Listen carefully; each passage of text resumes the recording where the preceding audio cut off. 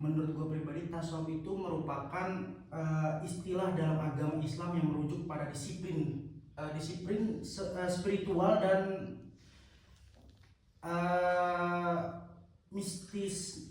mistisme. Jadi di dalam tasawuf itu juga dikenal sebagai sufisme.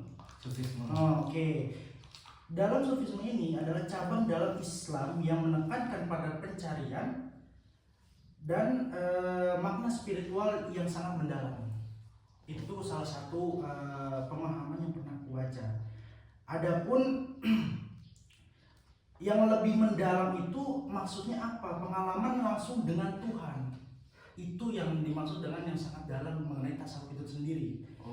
Dalam mencari jati diri dan sesungguhnya dan mendekatkan diri kepada Tuhan dan praktik-praktik ibadah lainnya yang mengingat dengan Tuhan. Dan kalau menurut lu pribadi seperti apa gitu? Sama juga sih. Sama. Cuman aku ada tambahin dari itu. Mungkin ada tambahan sih. Iya. Tapi dalam tasawuf itu jangan salah diartikan. Tapi Betul. dalam tasawuf itu bukan hanya mendekatkan diri, tapi juga berikhtiar, berusaha. Betul. Setiap tasawuf itu juga membutuhkan ikhtiar. Betul. Nggak bisa jauh dari kata ikhtiar, berusaha. Gitu. Walaupun kita bertasawuf menjauhkan diri dari agama, dia tetap berusaha untuk berusaha, ya. Karena gini, tasawuf itu ketika kita mengerjakan pekerjaan tentang dunia itu bisa mendapatkan pahala juga. Betul juga. Bisa bertasawuf juga. Dengan apa? Dengan kita meniatkan niat kita kepada Allah Subhanahu wa taala. Betul juga. Ya gitu. Setiap belajar kita meniatkan kepada Allah Subhanahu wa taala, itu kan mendapatkan pahala juga. Gitu. Itu kan menurut aku tentang tasawuf. Tapi kan dalam tasawuf itu juga ada berbagai-bagai macam. Betul. Aku ingin tanya nih Pak, tentang hubungan tasawuf dengan tarekat itu apa sih? Dan untuk pembahasan sekali ini untuk mengenai tasawuf, hubungan antara tasawuf dan tarekat ini sebenarnya ada beberapa konsep ya yang harus kita pahami mengenai hubungan antara tasawuf dan hakikat itu sendiri. Yang pertama itu tasawuf atau bisa disebut sufisme. Tasawuf merujuk pada dimensi mistis dan spiritual. Dalam Islam yang mengeksplorasi hubungan individu dan Tuhan. Di satu sisi, tasawuf berfokus pada pencarian makna spiritual yang lebih mendalam. Contohnya seperti tadi, untuk mendekatkan diri kepada Tuhan. Nah, itu salah satunya. Dan yang kedua adalah tarekat. Tarekat itu sendiri adalah jalur untuk metode praktek spiritual yang diikuti oleh para penganut tasawuf untuk mencapai tujuan spiritual yang tinggi. Spiritual merupakan antara cara yang jalan menuju pemahaman spiritual yang lebih dalam dan mengikuti para guru spiritual syekh dan para ulama. Dan kalau menurut lu pribadi, berhubung lu kan dari daerah lu itu Aceh, kira-kira ada pemahaman tersendiri nggak dari pembahasan itu? Tentang tarekat. Tentang tarekat dulu aja. Tarekat ada sih yang ada di Aceh itu. Gimana tuh kira-kira? Yaitu seperti yang kita membahas itu Qadariyah, Sabandiyah itu kan. Itu ada pengertian dari tarekat Qadariyah Sabandiyah itu adalah salah satu tarekat atau aliran sufi yang dalam Islam yang didirikan oleh Syekh Abdul Qadir Jailani, seorang tokoh sufi yang terkenal hidup pada abad ke-11. Tarekat ini dinamakan sesuatu dengan nama pendirinya yang berkembang di wilayah Baghdad dulu. Gitu. Sedangkan tarekat Naqsabandiyah itu kan tadi Qadariyah. Sedangkan tarekat Naqsabandiyah itu adalah salah satu tarekat sufi dalam Islam yang memiliki akar di Asia Tengah. Nah, itu tepatnya di Baghara. Tahu nggak Baghara itu di mana? Di mana kira-kira itu? Aku kurang tahu juga. Oke. Pokoknya di Timur Tengah. Pokoknya di Timur Tengah. Timur Tengah, Baghara. Yang ini merupakan bagian dari Uzbekistan. Oke. Tahu kan itu? Aku tahu juga. TRK ini didirikan oleh Bahauddin Naqshbandiya Oke. Bukhari pada tahun 1319 sampai 3989. Nama Naqshbandiya itu berasal dari kata pengikat. Oke, mengikat. Secara apa namanya? Secara harfiah itu Naqshbandiyah dikenal karena pendekatan spiritualnya gitu kan, yang menekankan zikir, ingat kepada Allah secara diam-diam, dan praktek tasawuf yang disiplin gitu ya. Kan ada juga apa namanya tarekat Naqshbandiyah juga signifikan itu kepada apa namanya penyebaran Islam di Nusantara gitu ya, termasuk pendidikan gitu, ada kultur lokal, karya tulis itu ada juga tuh, jaringan sosial. Kalau pendidikan itu pendekatan sofistik yang diterapkan melalui pengajaran kayak apa namanya zikir gitu. Zikir kayak apa namanya pesantren ya gitu, itu kan ada, setiap itu pasti ada zikir. Intinya pada ada ritual tertentu lah gitu. Iya, iya. Yang kedua itu kultur lokal. TRK ini mampu beradaptasi dengan masyarakat, budaya lokal gitu, sehingga Islam lebih mudah diterima oleh masyarakat sekitar gitu. Terutama, mohon maaf saya potong, terutama bagi Indonesia ini sendiri kan. Iya. Indonesia ini kan berbagai macam suku, bangsa dan agama gitu kan. Itu kalau misalkan dalam segi penyebarannya itu kurang maksimal, itu pasti akan banyak penolakan. Nah itu di dalam pemahaman kita tersendiri mengenai apa namanya hubungan antara tasawuf dan tarekat itu harus jelas, benar-benar harus bisa diterima oleh masyarakat kita sendiri. Iya, betul. Benar kan? Betul. Dan terutama untuk di daerah-daerah tertentu yang terpencil contohnya. Makanya kenapa tadi Anda bilang itu mengenai ada spiritual dan lain sebagainya, ya karena itu salah satu pegang teguh kita untuk mendekati diri kepada Tuhan. Iya, bisa melalui tadi Bisa melakukan itu. Ya, karena kan itu dan juga di apa namanya, ini mau tanya dulu kan, dari Bekasi kan? Dari Bekasi ya. Bekasi ada tarekat Naqshbandiyah enggak? Atau Qadariyah enggak? Sebenarnya mungkin ada ya, dari itu semua mungkin ada. Cuma mungkin untuk di setiap daerah mungkin memiliki perbedaan. Cuma kurang lebihnya kalau menurut saya pribadi pasti untuk dari segi pengajaran itu kesamaannya itu pasti akan ada, walaupun pasti di semua daerah pasti berbeda. Mungkin kurang lebihnya seperti itu, Arif. Apa namanya ajarannya tahu nggak? Kalau nggak tahu biar aku bahas gitu. Oke, kalau segi pengajaran kayaknya kita mungkin agak sedikit membahas tentang itu sih. Boleh nggak kira-kira Anda, Arif Maulana, membahas tentang itu lebih panjang lagi, lebih lanjut lagi? Ajaran yang apa namanya, ajaran dan amalan yang diajarkan oleh Qadariyah dan tarekat Qadariyah dan Naqshbandiyah itu ada beberapa. Yang pertama konsep suluk. Konsep suluk. Apa itu konsep? Suluk nggak tahu. Suluk itu apa kira-kira? Suluk itu apa namanya, suluk dalam tarekat Naqshbandiyah merujuk pada perjalanan spiritual yang dilakukan oleh seorang murid untuk mencapai kedekatan dengan Allah Subhanahu Wa Taala. Itu apa namanya? Dengan proses yang melibatkan disiplin diri, praktek ibadah, dan bimbingan seorang guru, syekh. Nah, gitu maksudnya gini, apa namanya, bimbingan dari aku mengajak kamu untuk mendekatkan diri kepada Allah dengan cara tertentu, berdiam seperti sendiri gitu. Nah, dalam konsep suluk itu ada beberapa poin juga. Ada beberapa poin. Iya, yang pertama itu mujahadah. Bagaimana itu? Mujahadah, berusaha supaya sungguh-sungguh untuk melawan hawa nafsu gitu. Berarti ketika Anda lapar, Anda nggak boleh makan gitu. Jadi contohnya seperti puasa nggak sih? Seperti puasa. Iya, itu menahan hawa nafsu. Hawa nafsu. Iya. Dan contohnya itu seperti puasa dan itu menahan lapar doang, atau seperti apa? Kira-kira ada lagi nggak penerangan yang lebih mendalam mengenai hal itu? Menahan nafsu itu menahan apa namanya, tetap beribadah kepada Allah, berzikir gitu.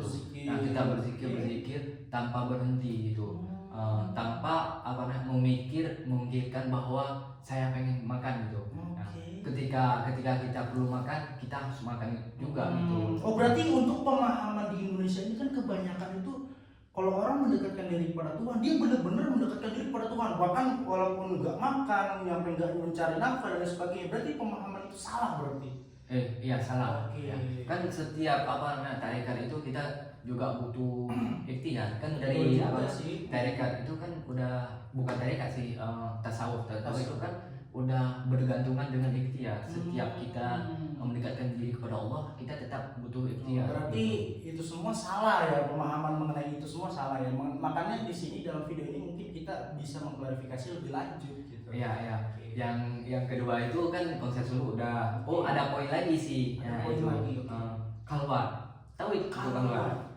Pengasingan diri itu dari apa? Dari diri dari untuk beribadah. Kalau Itu. pemahaman saya pribadi mengenai mengasingkan diri itu, apakah sebuah seperti pergi ke gua atau ke tempat-tempat angker? Bukan seperti itu. Bukan. Oh, berarti Gini, salah. Seperti gini. apa penjelasan lebih lanjutnya kira-kira? Gini, kalau kalwat itu apa namanya?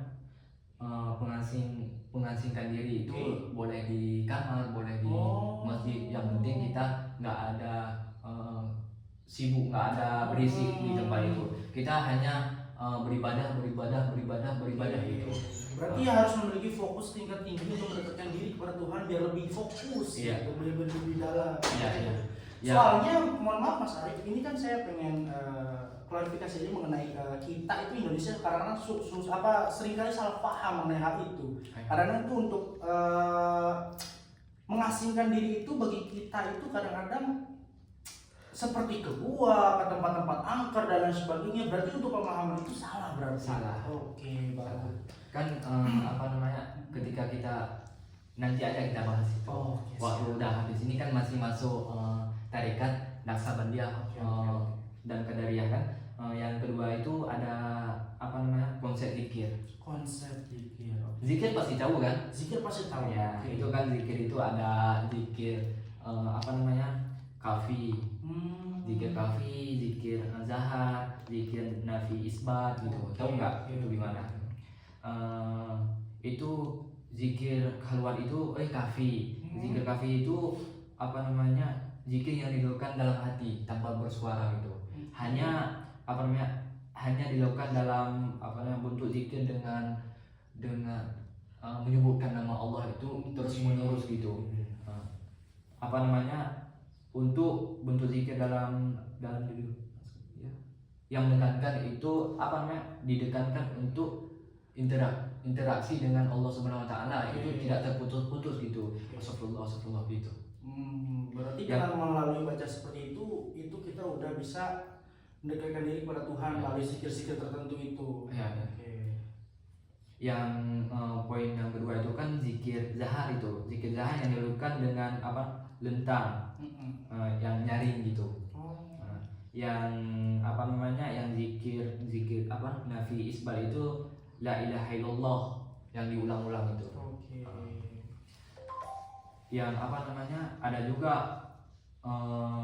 pengaruh itu juga pengaruh tarekat Qadariyah wan Naksabandia itu di beberapa apa namanya? Beberapa keagamaan sosial budaya itu terpengaruh juga tuh. Contohnya Qadariyah wan Naksabandia membantu memperdalam pemahaman dan praktek keagamaan masyarakat melalui pendidikan pesantren itu dan majelis taklim. Ajaran tasawuf Qadariyah itu dan mendorong praktek ibadah yang lebih khusyuk gitu. Kan itu kan menjauhkan hawa nafsu dan menjauhkan kita dari gangguan gitu. Jelek juga lah gitu ya.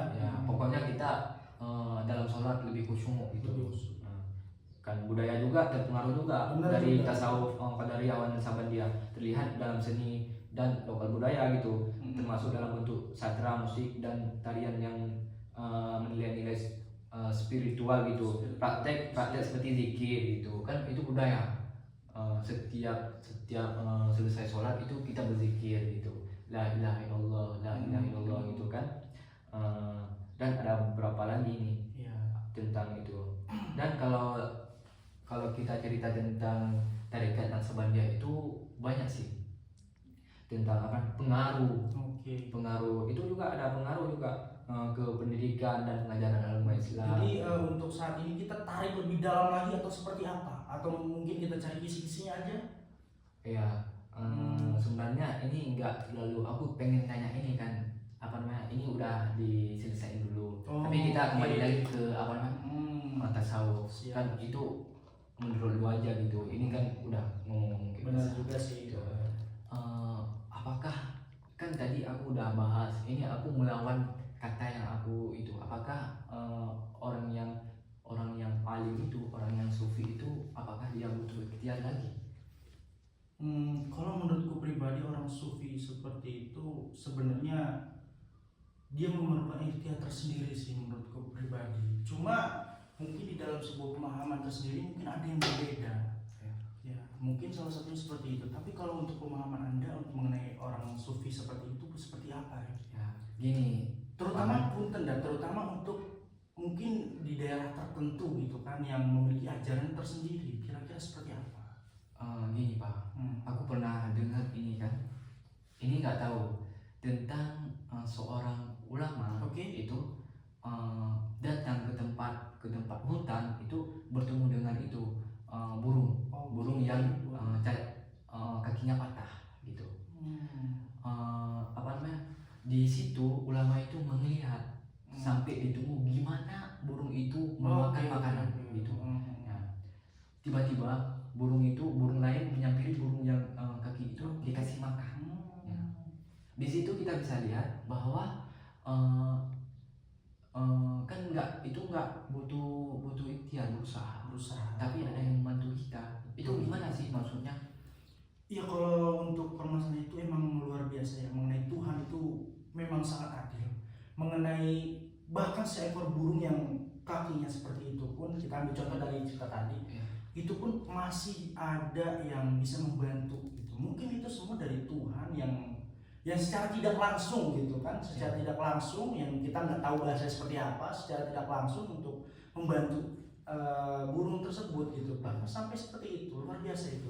Ini lagi ada ceritakan tentang Malik bin Anas, kenal nggak Imam Malik bin Anas? Pernah dengar sih. 4 mazhab tahu nggak? 4 mazhab tahu. Nah, Malik bin Anas tahu nggak? Imam Maliki. Iya. Imam Maliki ini Imam Ahmad. Imam Maliki sama Imam Syafi'i itu berbeda pendapat. Betul juga. Tentang ikhtiar dan takdir. Ikhtiar dan takdir kan? Itu gimana sih ceritanya? Gini, bahwa Imam Syafi'i itu menekankan bahwa kita butuh ikhtiar, menekankan bahwa kita setiap itu butuh ikhtiar. Sedangkan Imam Malik itu menekankan bahwa lebih ke takdir. Lebih ke takdir, bener ya. Gini ceritanya, ada sebuah cerita tentang itu. Imam Syafi'i kan itu murid dari Imam Malik. Imam Syafi'i itu mau membuktikan bahwa kita harus untuk mendapatkan sesuatu kita harus berusaha. Pasti ya, gitu kan. Imam Syafi'i itu dia membantu orang untuk memetik buah anggur. Nah, ketika dia membantu orang, dia mendapatkan jatah karena telah membantu memetik anggur. Setelah itu Imam Syafi'i pulang ke pondok pesantren, menemui Imam Malik sambil membawa anggur. Gitu. Dan sambil membawa anggur, dibilang sama Imam Malik, saya tanpa berusaha tidak akan mendapat anggur ini. Gitu kan. Itu kan udah makan, Imam Malik cuma ketawa dia, gitu kan. Imam Malik makan terus dia. Habis itu dibilang sama Imam Malik ini, aku tidak pernah berpikir aku akan makan anggur, tapi sekarang aku makan anggur tanpa berusaha. Wah, luar biasa. Gitu. Apa namanya? Itu gimana konsepnya itu? Berarti setiap perbuatan kita ada usaha, walaupun usaha itu melalui orang lain gitu. Betul. Gitu. Pasti di sebuah kondisi pasti ada aja yang tidak kita sadari tiba-tiba. Nah, inilah gitu yang disebut yang mungkin pertolongan Tuhan secara tidak langsung gitu kan. Itu orang yang nggak pernah sama sekali, bahkan nggak menyangka-nyangka gitu kan, nggak pernah menyangka-nyangka dia bisa makan ini dan sebagainya, tiba-tiba dia bisa dikasih jatah dan sebagainya. Itulah keistimewaannya gitu kan. Keren banget sih. Dan mungkin gimana Mas Arif? Cukup. Sekian, terima kasih. Assalamualaikum warahmatullahi wabarakatuh. Berapa menit? 20 menit. Oke. Anjing, goblok. Respect. Mantap. Sekali take, Cok. Jujur